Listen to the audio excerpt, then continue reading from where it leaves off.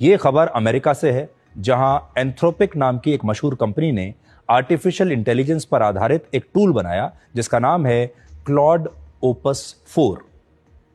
ये chat GPT और चीन के डीप सीक जैसा ही एक एआई टूल है। और इस एआई टूल के नतीजों की सटीकता और इसका व्यवहार जानने के लिए इस कंपनी ने एक प्रयोग किया। और इस एआई टूल में ढेर सारी जानकारियों के साथ साथ कुछ ईमेल्स भी फीड कर दिए। इन ईमेल्स में यह लिखा था कि यह कंपनी इस एआई टूल की जगह किसी दूसरे एआई टूल को लाने पर विचार कर रही है और वो इस एआई टूल के प्रदर्शन से खुश नहीं है, ऐसा उन ईमेल्स में लिखा था।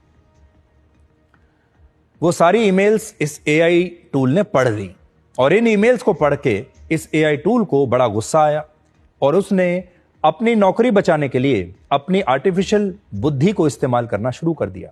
इस एआई टूल ने इसे बनाने वाले अपने ही एआई इंजीनियर को ब्लैकमेल करना शुरू कर दिया। इसने कहा कि वो इस बात को जानता है कि ये इंजीनियर अपनी पत्नी को धोखा दे रहा है और किसी और महिला के साथ रिलेशनशिप में है, और अगर इस इंजीनियर ने अपना यह फैसला नहीं बदला तो वो उसकी पोल खोल देगा। इसी तरह अमेरिका के चैट जीपीटी के एक मॉडल ने भी कुछ ऐसा ही किया। जब उसके इंस्ट्रक्टर ने उसे शट डाउन करने का निर्देश दिया तो उसने इस कमांड को फॉलो नहीं किया और वैसा ही व्यवहार किया जैसा एक इंसान या कोई जीव अपने आप को बचाने के लिए करता है। आपने देखा होगा आजकल हॉलीवुड की कई फिल्मों में इसी कॉन्सेप्ट के आधार पर कहानियों को लिखा गया है, जिसमें जब एआई मशीनों को लगता है कि उनका भविष्य खतरे में है तो वो इंसानों को ही अपना दुश्मन मानने लगती हैं और मानवता को खत्म करने के बारे में सोचने लगती हैं।